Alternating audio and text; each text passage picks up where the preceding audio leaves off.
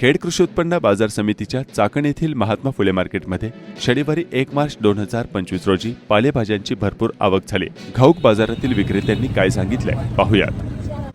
वाटेकर रामचंद्र वाटेकर। काय आणले तुम्ही आज? मी काय मेथी आहे, पालक आहे आणि बीट होती। काय भाव मिळाले तुम्हाला? आता मेथी 15 ने ओपली, पालक 10 रुपये, जास्त घेणाराला 8 रुपये, बीट 10 ला गड्डी। भाव मग आता या आठवड्यात रिवर्स आले का काय?